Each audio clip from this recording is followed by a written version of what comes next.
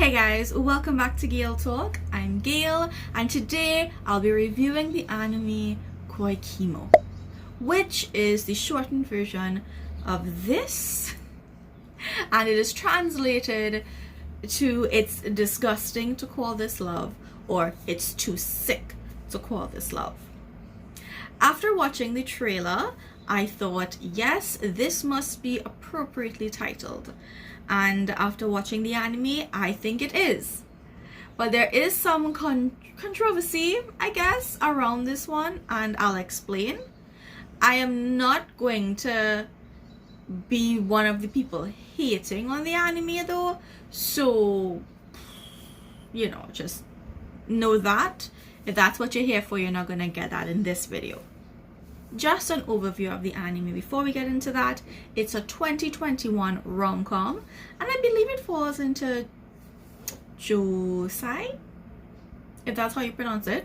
It is for a little more of a mature audience. I would say maybe 15 plus. This is definitely not the vibe of like a 9-year-old, From what we get in the trailer and the first episode, this 17-year-old schoolgirl saves this 27-year-old handsome playboy from a brutal fall. It could have resulted in serious injury, but she saved him.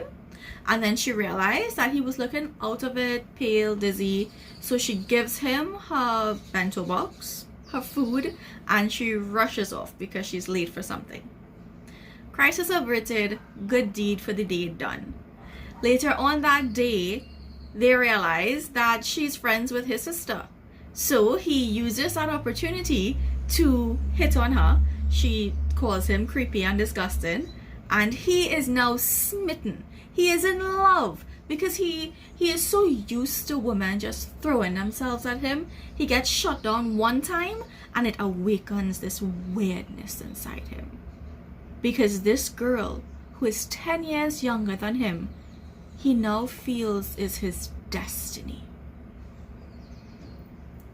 Now, the controversy or the split in the internet is that some people would look at this and say this is sexual harassment, this is grooming, and with that 10-year age gap, it's just wildly inappropriate.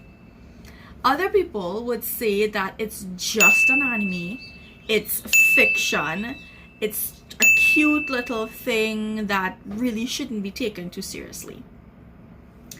I am somewhere in the middle because I understand both sides, and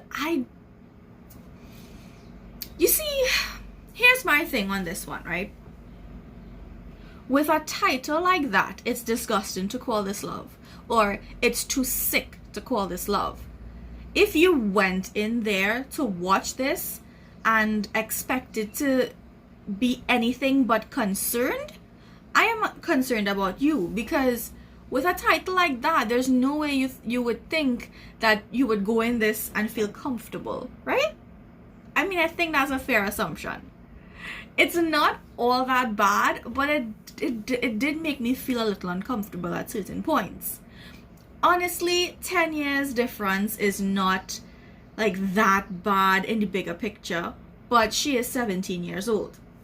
If she was 14 or something, I think I would have had a bigger problem with it, but she's just like almost 18, and it's like, I get the issue, but is it really that much of an issue? It's not real, and I think that's like the whole purpose. Definitely, if they title this anime as something like age is just a number, or you find love in the most unexpected places, like those, I would say that's some bullshit. But for this one, I don't know. What I did not like though was the fact that after she turned him down, he pursues her hard. I didn't like that because it triggered me from like my past experiences. When you say no, you're not interested, that should be the end of it. But again, my personal grudges aside, it's just an anime, right? Alright, and now that we have that out of the way, that I'm somewhere in the middle, let's continue with some more things on this anime. I definitely think that your impression of this one will be solely guided and based on the mindset you go in with. If you go in like, this is grooming and this is disgusting, you are going to hate it. If you go in with an open mind, I think you might end up enjoying it, because I did enjoy it. It was funny to me. I thought the humor was like cute and funny. The art style is nothing special. It's very simple, but this is a 12 episode anime. This is a 12 episode rom-com about a kind of sick love. So why, I don't really see the point in investing a huge budget into this. However, the animation itself was not bad. I did not see any problem with it. I found it to be funny and I found it to be cute. I think it worked well with exaggerating humor and kind of getting the point across. I didn't mind it at all. In terms of music and soundtrack, it has very catchy songs. The opening, I like it. I did see some people express their disappointment in the audio, and the only time I noticed the audio to be any kind of problem was with the main lead, the main male lead. His voice changed a little bit. At first I thought it was like maybe when he was trying to exaggerate or scream or something, like yell, that the tone of his voice would change. But then I noticed throughout his voice just kind of changed. And I'm thinking maybe, I am not sure, maybe because this was recorded or created in 2021, it was during COVID time. Maybe they were doing home recordings or recordings from home, and that's what happened to throw it off a little bit. It was nothing to really say that while watching it, it was so irritating. Oh my god, it really wasn't anything like that. I just noticed that 1 minute his voice was sexy, and the next minute, I'm not even sure who that is talking. That's all, really. It was, to me, not a big deal. In terms of story, in terms of plot, this is unique in its own way, but it's also nothing special.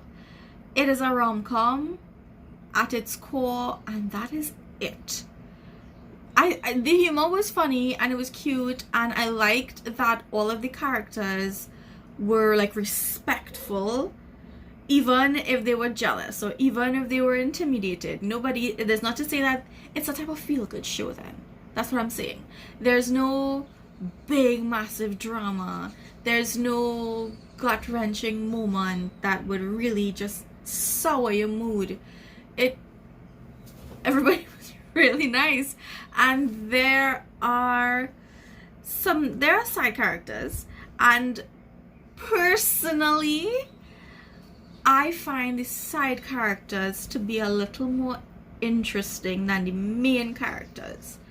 Because our main characters, we have a 17-year-old girl who is cute and kind and quiet, but she knows how to say no. She knows how to say, get away from me, you're being disgusting. Like, she's quiet, but she is kind of naive, but that's it for her. Like, that's all I got from her personality. Typical. And then with our male character, he's a handsome, rich guy who is attractive and is pursuing this female, and he wants to make her happy, and that's it. He did change into like maybe a nicer person, but that's it. In terms of the side characters, there's this one schoolmate that she has, and I think he has social anxiety, and I liked that. I mean, I think so. At no point did they say he has social anxiety, but to me, I'm like, every time he's around a group of people, or he has a standoffish moment with a person, His energy is drained. He's tired. He doesn't feel good. I think he has social anxiety. But he's still such a cool guy, a stand-up, really nice guy. And then there's this woman that works with the main lead, and I relate to her a little bit in terms of being a grown-ass woman that likes anime and will bond with younger people over said shared interests, and then is kind of awkward and weird when you like somebody. I mean, I think she was really nice. All in all, I did enjoy this one. I will watch it again. If anybody is looking for a mindless anime just to kill time, I would probably recommend it if they're into rom-coms. But it was still largely very average, nothing special. So I would give this 6 out of 10, honestly. It's not bad, but it's not great. Definitely, I know you all will not be shy in sharing your comments if you disagree with me. I know if you agree with me, you will message me privately and say that. But it would really just be great if you could comment it down below. That does help a lot. Don't forget to also subscribe, like, and share. And I'll see you guys in the next one. Bye!